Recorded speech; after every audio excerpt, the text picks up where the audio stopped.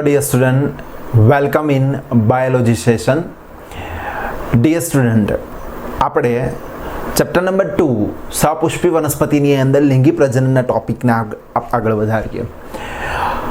વનસ્પતિની અંદર પ્રજનનની તબક્કાની અંદર આપણે અલગ અલગ અંગો વિશે માહિતી મેળવી. પુકેસરની વાત હોય કે પછી સ્ત્રી કેસરની વાત હોય, એના સંદર્ભની અંદર ટાઇટલ લેક્ચરની અંદર આપણે એના વિશે ઇન્ફોર્મેશન બધી લઈ લીધેલી હતી. પછી આપણે પુકેસરના સંદર્ભમાં વાતચીત કરી. પુકેસરની અંદર પ્રજનન અંગ તરીકે જે સૌથી વધારે મહત્વનું પરાગાશય છે, પરાગાશય વિશે વાતચીત કરીએ. આ પરાગાશયની અંદર ઉત્પન્ન થતી પરાગરજ વિશે પણ આપણે વાતચીત કરી. પરાગરજમાંથી નરજન્યુ કઈ રીતે નિર્માણ થાય છે એના ટોપિક વિશે પણ આપણે ડિટેલની અંદર સ્ટડી કર્યું. સપુષ્પી વનસ્પતિની અંદર નરપુષ્પ તરીકે નરપુષ્પની અંદર પ્રજનન અંગ તરીકે પુકેસર હોય, તો એવી જ રીતે પુષ્પમાં અથવા તો માદા પુષ્પની અંદર પ્રજનન અંગ તરીકે આવેલું હોય છે સ્ત્રી કેસર, અથવા તો એને જાયંગ કહેવામાં આવે છે, અથવા તો ગાયનોસિયમ તરીકે લેવામાં આવે છે. હવે આને આપણે પેસ્ટ્રીલ તરીકે પણ લેવામાં આવે છે. તો અહીંયા એક એનિમેશનની અંદર જાસૂદનું જે હિબિસ્કસ ફ્લાવર છે એની અંદર તમે એનિમેશન જોઈ શકો છો. એની અંદર મિડલ સાઇડના પાર્ટની અંદર અહીંયા તમને કમ્પ્લીટ એનો આખો ભાગ દેખાડેલો છે. આ કમ્પ્લીટ ભાગ જે છે સ્ત્રી કેસરના સંદર્ભની અંદર એનો કમ્પ્લીટ ભાગ જે છે અહીંયા પોર્શન આપણને દેખાડેલો જોવા મળે છે. તો ડિયર સ્ટુડન્ટ, આજે આપણે માદા પુષ્પ સ્ત્રી કેસર વિશે આપણે વાતચીત કરવાની છે. તો માદા પુષ્પની અંદર પ્રજનન અંગ તરીકે આવેલું હોય છે સ્ત્રી કેસર. એટલે સ્ત્રી કેસરને સામાન્ય રીતે મહાબીજાણુ પર્ણ તરીકે લેવામાં આવે છે. જે રીતે પુકેસરની અંદર માનો કે સ્ત્રી કેસર જે છે, સ્ત્રી કેસર કેવું છે? માદા પ્રજનન અંગ છે. બીજું, સ્ત્રી કેસરની અંદર કમ્પ્લીટ જે છે એ કમ્પ્લીટ સ્ત્રી કેસર, પણ એને પિસ્ટિલ અથવા તો કાર્પેલ તરીકે લેવામાં આવે છે. શું કહેવામાં આવે છે? પિસ્ટિલ અથવા તો કાર્પેલ. હવે જુઓ, પિસ્ટિલ ને કાર્પેલનો સંદર્ભ જે છે એ સંદર્ભ સામાન્ય રીતે સ્ત્રી કેસર સાથે જ જોડાયેલો છે. તો સ્ત્રી કેસરની અંદર આપણને બધાને ખબર છે, અહીંયા મારા ડાયાગ્રામની અંદર આપણે જોઈએ તો સૌથી ઉપરનું પરાગાસન છે, પછી કમ્પ્લીટ પરાગવાહિની જે છે એ પરાગવાહિની આપણે કમ્પ્લીટ ડ્રો કરીને આપેલી છે. આ પરાગવાહિની છે. તો અહીંયા યાદ રાખો, પિસ્ટિલ ને કાર્પેલ સંદર્ભ જે છે સ્ત્રી કેસર માટે જ વપરાય છે. સ્ત્રી કેસરને પિસ્ટિલ પણ કહેવાય, સ્ત્રી કેસરને કાર્પેલ તરીકે પણ ઓળખવામાં આવે. પરંતુ પિસ્ટિલ જો વર્ડ વાપરવામાં આવે, સ્વાભાવિક છે, સૌથી પહેલા જો પિસ્ટિલ વર્ડ વાપરવામાં આવે તો ઈ પરાગાસનના સંદર્ભી એટલે કે ટોપ સંદર્ભી ઉપરની બાબતની અંદર પિસ્ટિલ વર્ડ વાપરવામાં આવે છે. પરંતુ જો કાર્પેલ શબ્દ વાપરવામાં આવે, કાર્પેલ, તો એ બીજાશયના સંદર્ભમાં, એટલે કે એ બોટમના સંદર્ભે છે, તળિયાની બાબતમાં. તો અહીંયા શબ્દ યાદ રાખવો, પરંતુ સંયુક્ત રીતે પિસ્ટિલ, કાર્પેલ અને ગાયનોસિયમ અથવા તો જે સ્ત્રી કેસર છે એ ત્રણેય વસ્તુ સમાન છે. તો આની અંદર પિસ્ટિલનો શબ્દ આવે એટલે તમારે સમજવું કે એ વાત મેજોરિટી પરાગાસન સંદર્ભી વાતચીત કરેલી છે, અથવા તો કાર્પેલ શબ્દ વાપરવામાં આવે તો સમજવું કે વાતચીત સ્ત્રી કેસરની છે, પણ કોના સંદર્ભી છે? બીજાશયના સંદર્ભી છે. તો અહીંયા સ્ત્રી કેસરને કાર્પેલ તરીકે પણ ઓળખવામાં આવે, પિસ્ટિલ તરીકે પણ ઓળખવામાં આવે છે. અને આ સ્ત્રી કેસરની અંદર મહાબીજાણુ અથવા તો જે માદાજન્યુ ઉત્પન્ન થવાના છે, એટલા માટે એને કહેવામાં આવતું હોય છે મહાબીજાણુ પર્ણ તરીકે લેવામાં આવે છે. લાસ્ટની અંદર આપણે બેના તફાવત જોશું, પુકેસર અને સ્ત્રી કેસર. એમાં તમને મહાબીજાણુ, લઘુ બીજાણુ વિશે તમને વધારે ખબર છે. અને આની અંદર જ્યારે ટોપિકને વધારે આગળ વધારશું ત્યારે તમને મહાબીજાણુ પર્ણ વિશે વધારે ખબર પડશે. પરંતુ તમને બધા લઘુ બીજાણુ પર્ણ ખબર છે કે જેમાંથી લઘુ બીજાણુ ઉત્પન્ન થાય છે, એ લઘુ બીજાણુ ધાની, અને એ લઘુ બીજાણુ ધાની ક્યાં આવેલું છે? લઘુ બીજાણુ પર્ણ પર. તો આની અંદર સેમ એવી રીતે મહાબીજાણુ જ્યાંથી ઉત્પન્ન થાય એ મહાબીજાણુ ધાની, અને મહાબીજાણુ ધાની જેમાં ગોઠવાયેલી છે એને શું કહેવાતું હોય છે? મહાબીજાણુ પર્ણ તરીકે ઓળખવામાં આવે. સ્ત્રી કેસરના ને આપણે ડિટેલની અંદર સ્ટડી કરવાનું છે તો પહેલાં એના પાર્ટ્સ જે છે, એના ભાગ છે, એના ભાગ વિશે લઈએ તો મુખ્યત્વે કેટલા ભાગમાં વિભાજિત કરવામાં આવશે? 3 પાર્ટ્સની અંદર એને વિભાજિત કરવામાં આવે છે. પહેલું સૌથી ઉપરનો ભાગ જે છે પરાગાસન, આ ડાયાગ્રામમાં તમને સ્પષ્ટ જોવા મળ્યું છે પરાગાસન. બીજું જે છે પરાગવાહિની, કમ્પ્લીટ આ ભાગ જે છે એના આપણે પરાગાસન કહેશું.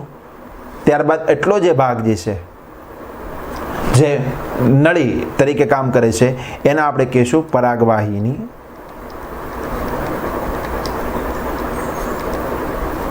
અને છેલ્લો જે ફૂલેલો ભાગ છે એના આપણે કહીએ બીજાશય.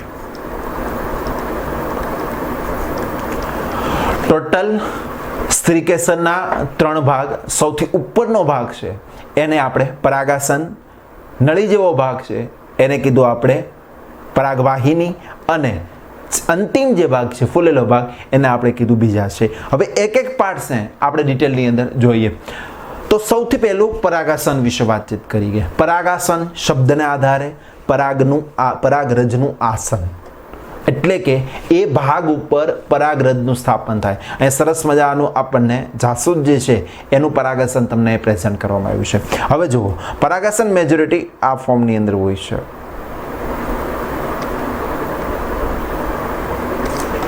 ઘણી વખત પરાગાસન છે એ ચિકાસયુક્ત પણ હોય, પાણીમાં હોય તો એ ચિકાસયુક્ત છે. ઘણી વખત પરાગાસન છે એ ખરબચડો પણ હોય.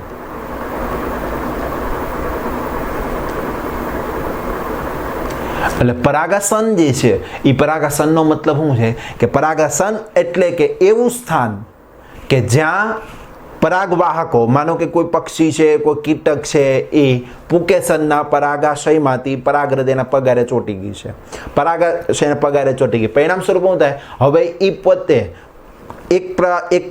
એક પુષ્પ ઉપરથી બીજા પુષ્પ ઉપર જશે, તો એ જ પુષ્પના પરાગાસન ઉપર સ્થાપન થાય. હવે જો આ રીતનું પરાગાસન છે તો પરિણામ શું થાય? અહીંયા કીટક છે એનું સ્થાપન થઈ જાય, અહીંયા પરાગરજનું સ્થાપન થાય, અને પરિણામ સ્વરૂપે પરાગરજ છે આ બાજુ કે આ બાજુ જઈ ન શકે. સેમ એવી રીતે જો ખરબચડું હોય તો સેમ એ જ વસ્તુ થાય કે અહીંયા પરાગાસન છે એના ખાડામાં સ્થાપન થઈ જાય, એના ખાડામાં શું થઈ જાય? સ્થાપન થઈ જાય. અને સ્થાપન થવાને કારણે પરાગાશય છે, પરાગરજ એ પરાગાસન એટલે સ્થાપન થાય તો અને તો જ એમાંથી પરાગનલિકાનું નિર્માણ થઈ શકે. જો પરાગરજ પરાગાસન ઉપર સ્થાપન ન થાય તો અંકુરણ થવાની કોઈ સંભાવના જ નથી. એટલે સૌથી પહેલું વસ્તુ છે એ સ્થાપન થવું જરૂરી છે. જેમ કે આપણે જમીનની અંદર કોઈ બીજ વાવીએ, જો યોગ્ય રીતે બીજનું વાવેતર થયું હોય તો જ એમાંથી ફણગો ફૂટી શકે. જો યોગ્ય રીતે બીજનું વાવેતર ન થયું હોય તો ફણગો ફૂટી શકતો નથી. સેમ એવી જ રીતે અહીંયા જે પરાગાસન ઉપર પરાગરજનું સ્થાપન થવું સૌથી વધુ મહત્વનું છે, તો અને તો જ પછી પ્રજનનની પ્રક્રિયા આગળ વધે. એટલે પહેલો મુદ્દો એ છે કે પરાગાસન ઉપર પરાગરજનું સ્થાપન થાય. તો પરાગાસન કેવું છે? મુક્ત છેડો છે. કેવો છે? સૌથી ઉપરનો મુક્ત છેડો છે, અને એનું મુખ્ય કામ છે પરાગરજને ગ્રહણ કરવાનું એનું મુખ્ય કામ છે. હવે વાતચીત કરીએ પરાગવાહિની વિશે. પરાગવાહિનીની કોન્સેપ્ટ આની પહેલાં તમને કીધું એ પ્રમાણે કે અહીંયા જો આમાંનો કે સૌથી ઉપરનો ભાગ જે છે એ ઉપરનો ભાગ છે એ પરાગાસન તરીકે લેવામાં આવે છે. સૌથી ઉપરનો ભાગ જે છે આ ભાગ છે એને આપણે કીધું પરાગાસન. તો જુઓ અહીંયા બોટમ સાઈડમાં ત્યાં શું આવેલું છે? બીજાશય. તો એનો મતલબ એમ કે આ મિડલ સાઈડ જેટલો પણ ભાગ છે એને કહેવાય પરાગવાહિની.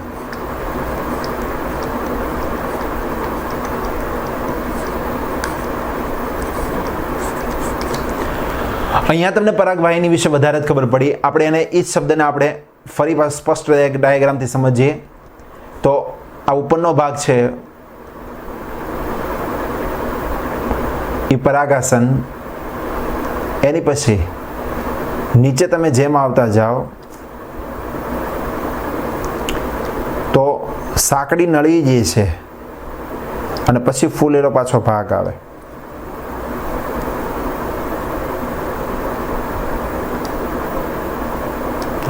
તો આ ભાગ છે એને આપણે કીધું પરાગાસન.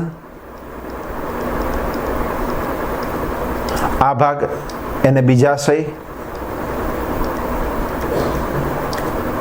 અને વચ્ચેનો જે ભાગ છે એ પરાગવાહિની. તો અહીંયા શબ્દ ડેફિનેશન આપવી કઈ રીતે આપી શકાય કે પરાગાસન અને બીજાશયની વચ્ચે, શબ્દ જો યાદ રાખો, પરાગાસન અને બીજાશયની વચ્ચે આવેલી સાંકડી નલિકામય જે રચના જે છે એ સાંકડી નલિકામય રચનાને શું કહેવામાં આવે છે? પરાગવાહિની. શબ્દ સમજીએ પરાગવાહિનીનો મતલબ એવો થાય કે જે પરાગરજનું અથવા તો પરાગરજ દ્વારા ઉત્પન્ન થતા જન્યુનું વહન થાય છે એને કહેવાતું હોય છે પરાગવાહિની તરીકે લેવામાં આવે છે. આ વાતચીત કરી સ્ત્રીકેસરનો બીજો ભાગ પરાગવાહિની વિશે. હવે સ્ત્રીકેસરના મહત્વના પાર્ટ શું છે વાતચીત કરવાની છે. એ મહત્વનો પાર્ટ છે બીજાશય અથવા તો એને આપણે કહીએ અંડાશય તરીકે. બીજાશય પણ કહેવાય અથવા તો એને અંડાશય તરીકે કહેવાય કે ઉપરની પરાગવાહિની જે હતી એની નીચેનો ભાગ કે જે ભાગ ફૂલેલો હતો, આ ફૂલેલા ભાગને શું કહેવામાં આવે છે? બીજાશય. આને શું કહેવામાં આવશે? બીજાશય. આ ભાગને કહેવામાં આવતું છે બીજાશય. બીજાશયને માનો કે કોઈ આપણે આડો છેદ લઈએ, અનુપ્રસ્થ છેદ લઈએ તો અંદર પોલાણ જોવા મળે. અહીંયા આપણે ડાયાગ્રામની અંદર જોઈ શકીએ કે આ બીજાશય છે, આ કમ્પ્લીટનો ભાગ જે છે બીજાશય, અને અહીંથી આ પોલાણ જે છે એ આપણે એનું પોલાણ જોઈ શકીએ. આ પોલાણ હોય અથવા તો શું કહેવાય? કોટર હોય છે. અને કોટરનો ભાગ જરાયુ. જરાયુ એટલે કે એવો ભાગ કે જ્યાંથી અંડકો ઉત્પન્ન થવાના છે. જરાયુ વિશે ડિટેલની અંદર તમે 11th ની અંદર જરાયુ વિન્યાસ વિશે સ્ટડી કરી ગયેલા છો. તો આ જરાયુ કેન્દ્રસ્થ છે, મુક્ત કેન્દ્ર છે, અક્ષવર્તી છે, તો આ બધા એના વિશે ડિટેલની અંદર તમે સ્ટડી કરી ગયેલા છો. પરંતુ એના વિશે ડિટેલમાં જ્યારે બીજાશયની અંતસ્થ રચના જ્યારે આવશે, તમારે આની અંદર જ બીજાશયની અંતસ્થ રચના વિશે ડિટેલમાં ઇન્ફોર્મેશન મેળવવાનું છે. એ આના પછીના લેક્ચરની અંદર આવશે ત્યારે આપણે આના વિશે ડિટેલમાં સ્ટડી કરશું. પરંતુ અત્યારે યાદ રાખજો કે જરાયુનો કોઈ ભાગ તમને બધાને ખબર છે કે જે રીતે માનો કે કોઈ ડાળખી હોય અને ડાળખીની અંદર એકમ કહે છે નવું પર્ણ, અહીંથી માનો કે કોઈ નવું પર્ણ નિર્માણ પામ્યું, તો અહીંયા જે ગાંઠ આવેલી છે સેમ એવી જ રીતે બીજાશય છે. તો બીજાશયના પોલાણમાં બીજાશયનું પોલાણ હોય કે જ્યાંથી અંડકો ઉત્પન્ન થવાના છે. એ જે જગ્યા છે એ જગ્યાને કહેવામાં આવતું હોય છે જરાયુ, જેને પ્લેસેન્ટા તરીકે લેવામાં આવે છે. આનો મિનિંગ કેવો હોય તો આપણે જરાયુ એટલે ગર્ભનાળ સાથે રહી શકાય કે જે રીતે માતાના ગર્ભની અંદર બાળક હોય તો બાળક અને માતા વચ્ચે જોઈન્ટ કરતું કામ કોણ છે? તો જરાયુ છે. સેમ એવી જ રીતે આની અંદર પણ વાતચીત જે છે એવી છે કે જ્યારે પણ પુકેસર જ્યારે પણ માનો કે જરાયુ જે અંડકોષો જે છે એ અંડકોષો અંડકમાં આવેલા છે. અંડકો કોની હારે જોડાય છે? બીજાશય સાથે જોડાય છે. તો બીજાશય સાથે જોડાયેલા જે અંડકો જે છે એ બેની વચ્ચે જોઈન્ટ કરતો કોઈ ભાગ હોય તો એ જરાયુ તરીકે લેવામાં આવે છે. તો કહેવાનો મતલબ એ કે જરાયુ એટલે બીજો કોનો ભાગ છે? બીજાશયનો. એ કોને જોઈન્ટ કરે છે? તો જરાયુની દિવાલ, અંદરની દિવાલ અને અંડક એ બેને જોઈન્ટ કરતો કોઈ ભાગ હોય તો જોઈન્ટ કરતો ભાગ છે જરાયુ તરીકે લેવામાં આવે છે. આ જરાયુ જે છે એ જરાયુ એમ કહેવાય કે રચના કેવી હોય છે? ગાદી જેવી પેશી હોય છે. કેવી હોય છે? ગાદી જેવી. અહીં એક્ઝેક્ટલી માનો કે આ ભાગ જે છે કમ્પ્લીટ અહીંયા વાતચીત કરવામાં આવે તો અહીંયા આપણે ડેફિનેશન આ જરાયુ છે, બરાબર છે? તો એ જેનાથી જોઈન્ટ થઈ ગયેલું છે તો આ ભાગ જે છે એ પ્લેસેન્ટા, બરાબર? તો કહેવાનો મતલબ શું છે કે જરાયુ કેવી છે? ગાદી જેવી રચના છે. અને આ જગ્યા પરથી કોનો ઉદ્ભવ થાય છે? અંડકનો, ઓવ્યુલ્સનો ઉત્પન્ન થાય છે. અને અંડકની અંદર આવેલું શું હોય છે? અંડકોષો. અને અંડકોષો, ફરી કહું, અંડકની અંદર શું આવેલું છે? અંડકોષો. શું આવેલું છે? અંડકોષો. અને અંડકોષોને આપણે શું કહીએ છીએ? મહાબીજાણુ. આ અંડકોષો કેમાં છે? અંડકમાં છે. ક્યાં છે? અંડકમાં. તો અંડકને કે શું કહેવાય? મહાબીજાણુ ધાની. અને અંડક કેમાં છે? તો અંડક સ્ત્રીકેસરમાં છે એટલે એને કહેવાય મહાબીજાણુ પર્ણ. તો શબ્દ યાદ રાખજો, મહાબીજાણુ પર્ણ, મહાબીજાણુ ધાની. અને મહાબીજાણુ ધાનીમાં શું છે? અંડકો જે છે એ અંડક તરીકે એની અંદર લેવામાં આવે છે. તો કહેવાની વાત એ છે કે અહીંયા જે તેની અંદર અંડકોષો, અંડક, સ્ત્રીકેસર આ બધી સંદર્ભી જે છે એ બધા સંદર્ભે આપણે વાતચીત કરીએ તો અંડકો જે છે એને મહાબીજાણુ કીધા, તો અંડક છે તો એને મહાબીજાણુ ધાની કીધા, અને અંડક એની અંદર છે, બીજાશયની અંદર છે, તો સ્ત્રીકેસરની અંદર છે, અથવા તો બીજાશયનો ભાગની અંદર છે, તો જે સ્ત્રીકેસરનો ભાગ છે એને આપણે કીધું મહાબીજાણુ પર્ણ. તો આ રીતે બીજાશય છે એ બીજાશયની અંદર અંડકોષો આવેલા હોય છે. તો આ વાતચીત થઈ સ્ત્રીકેસરની મુખ્ય રચના વિશે. હવે આપણે સ્ત્રીકેસરની વાતચીત જે કરી એ સ્ત્રીકેસરની વાતની અંદર મુખ્યત્વે વાત અંડક છે, કારણ કે એની અંદર એ અંડક જેટલા હશે એટલા બીજ બનશે. અંડક છે કે એમાં રૂપાંતર થવાનું છે, બીજમાં રૂપાંતર થવાનું છે. તો અહીંયા અંડકોની સંખ્યા કેટલી છે? કોઈ વનસ્પતિ એવી હોય કે જેમાં અંડકની સંખ્યા 1 હોય, અથવા તો એવી ઘણી અન્ય વનસ્પતિ હોય કે જેમાં અંડકની સંખ્યા છે એ 1 કરતાં વધારે હોય. તો એક્ઝામ્પલ તરીકે એક અંડક હોય એવું કહ્યું તો એક અંડકની આજે એવું કહ્યું છે ઘઉં, ચોખા અને આંબો. અહીં આપણે એ ત્રણેયની ડાયાગ્રામ એ આપણે પ્રેઝન્ટ કરેલી છે કે આની અંદર ઘઉં, ચોખા અથવા તો આંબો જે છે એ બધાની અંદર અંડકની સંખ્યા કેટલી હોય છે? 1 હોય છે. માટે ઘઉંનું બી લઈએ તો એની અંદર બી 1 જ જોવા મળતું છે. સેમ રીતે આંબો લઈએ તો આંબાની અંદર પણ એનું ફળ જે છે આંબાની અંદર એનું બીજ આપણને 1 જ મળતું હોય છે. તો આ વાત છે એ કોના માટે છે? કે જેની પાસે 1 જ અંડક છે એના માટે વાતચીત કરવામાં. ખાસ યાદ રાખજો, ઘઉં, ચોખા અને આંબો એક્ઝામ્પલ આના યાદ રાખવા ઇમ્પોર્ટન્ટ છે. તો આની અંદર એકબીજાશયમાં 1 અંડક હોય તો એને આપણે ઉદાહરણમાં લખીશું ઘઉં, ચોખા અને આંબો. પણ ઘણી વખત આપણને કોઈ ફળ લઈએ તેની અંદર બીની સંખ્યા 1 કરતાં વધારે જોવા મળે છે. જેમ કે પપૈયું છે, તરબૂચ છે, ઓર્કિડ છે. ઓર્કિડ ઘણા પ્રકારના હોય, તો માનો કે તરબૂચ છે, આ બધાની અંદર તરબૂચના ફળને આપણે જોઈએ તેની અંદર આપણને બી 1 કરતાં વધારે જોવા મળે છે. તરબૂચ લઈએ તો તરબૂચની અંદર પણ આપણને બીજની સંખ્યા વધારે જોવા મળે. તો એ શું પ્રેઝન્ટ કરે છે? એવું પ્રેઝન્ટ કરે છે કે આની અંદર બીજની સંખ્યા 1 કરતાં વધારે છે. તો એ હું કહે તો આમાં અંડકો જે છે એ બીજાશયમાં આવેલ અંડકો 1 કરતાં વધારે હોય છે. તો આ વાતથી સ્ત્રીકેસરને વિશે વાતચીત થઈ. વધારે સ્ત્રીકેસરની અંદર મહત્વનું બીજાશય છે, બરાબર, વધારે મહત્વનું છે બીજાશય છે. તો બીજાશય વિશે ડિટેલમાં આપણે સ્ટડી કરશું. હવે વાતચીત કરીએ સ્ત્રીકેસરના પ્રકાર વિશે. તો સ્ત્રીકેસરના પ્રકાર કઈ રીતે પાડવામાં આવતો છે? સ્ત્રીકેસરના પ્રકાર એ 1 છે કે 2 છે? 1 છે કે 2 કરતાં વધારે છે? 2 કરતાં વધારે છે, જોડાયેલા છે કે પછી છૂટા છે? એના આધારે સ્ત્રીકેસરના મુખ્ય 2 પ્રકાર ક્યાં ક્યાં છે? એક છે મોનોકાર્પેલી, જેને આપણે એક સ્ત્રીકેસરી કહીએ, અને બીજું જે છે એ બહુસ્ત્રીકેસરી, જેને આપણે મલ્ટીકાર્પેલી તરીકે કહેવામાં આવે. જો મોનોકાર્પેલીમાં શું છે, એમાં સ્ત્રીકેસરની સંખ્યા કેટલી હોય છે? 1 હોય છે. 1 સ્ત્રીકેસર હોય. અને આમાં કેટલી હોય? 2 કરતાં વધારે.